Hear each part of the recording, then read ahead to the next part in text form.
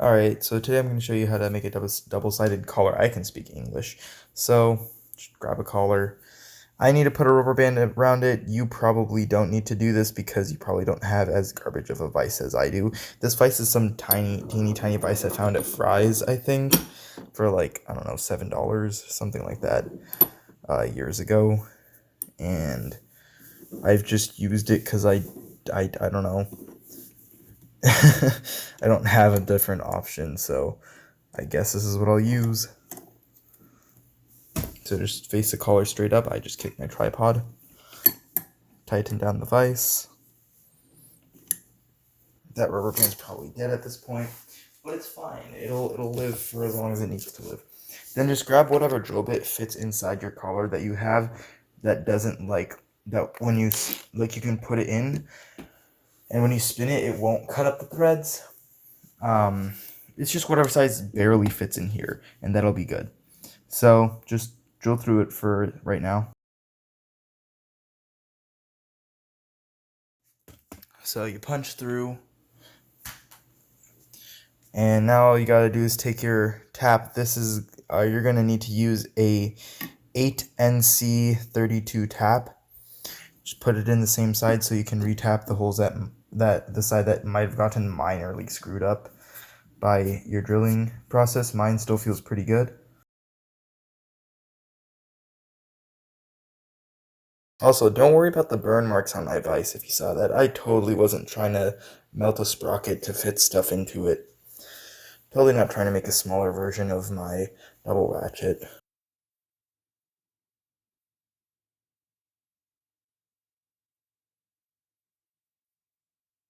There we go. We can feel the tap free up. I'm still going to go a little bit farther down now, though, just because I can.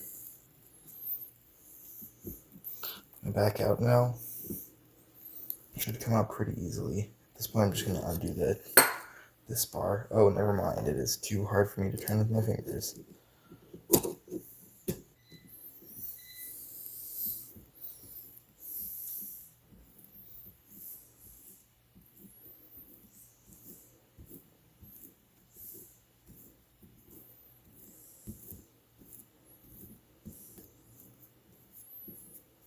No, Lamau, you can see the lighter in the back of the camera. This little purple thing, it's a lighter.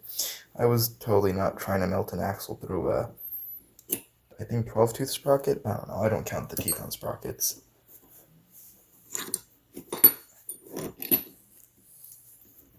Come on, get out.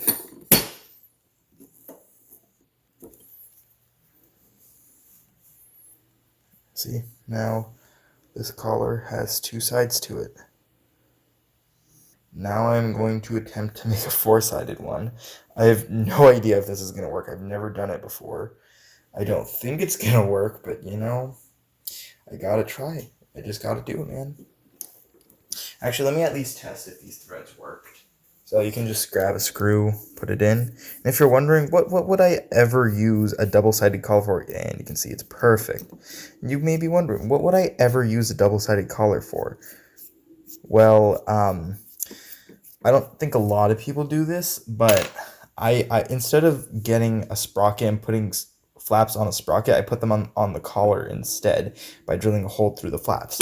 Why? Because I need more space, and that is the perfect amount of space in order to fit flaps onto my tether bots that take up 17 holes of width. This is literally the perfect width for flaps to fit. Otherwise, it does not fit, and it's terrible. Now I'm going to try doing a four-sided collar. I don't think this is going to go well at all. But, you know, I gotta try it.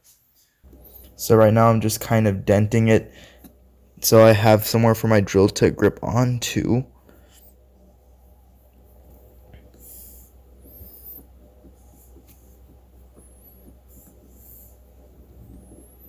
Okay. Let's see if I can drill that. A lot of people have been saying, oh, you need drill presses to do this. No. A vise? Maybe. Although I'm 100% sure you can do this without a vise. Because I did one of these without a vise.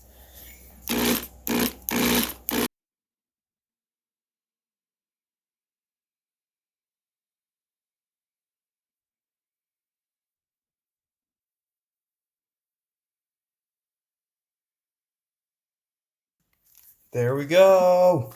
Easy. Not even close. Also, I think that might be slightly off kilter, but once you start the hole, you can't change it, man. So I just went through with it.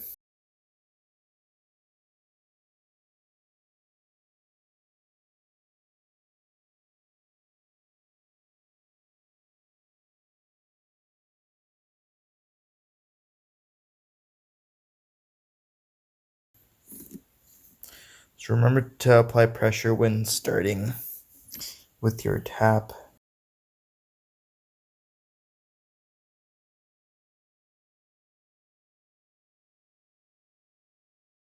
So as you can see, 4 holes. And they're actually much closer to evenly spaced than I thought. Like they're pretty spot on. So focus camera. They're like very close. Lastly, you want to take one of these drill bits that fits perfectly in the collar. I don't remember the sizes for any of these. I just know what they feel like at this point. You just want to take one of those, grab the collar. You're going to get a screw, put it in the collar like that. Then just put it into the vise again.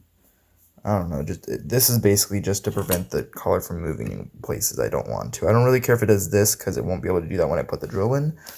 But just use the size drill bit that fits into a collar just perfectly. And then you're going to want to re-drill the center hole for this collar just so it's not janky and garbage. Because as you can see, you have a lot of crap in there right now. It's not a perfect circle. So just re-drill this hole. I have to pitch it slightly away from the camera so I don't. It's all fixed. This is now a perfect collar. And at this point, I'm going to personally re-tap all the holes all over again. Just as like a second pass, but you probably don't need to. Yep, as you can see, I don't need to, but I want to, so don't yell at me. One last thing before I go. Notice how this edge has like these gross lips here? You can hear that. And the normal VEX collars are chamfered. Yeah, I have an easy fix to this. Just grab a massive drill bit size and just spin it like once or twice above the collar and it's all gone. See? All gone. You're not going to cut yourself and it's great. Easy fix. Alright, thanks for watching and goodbye.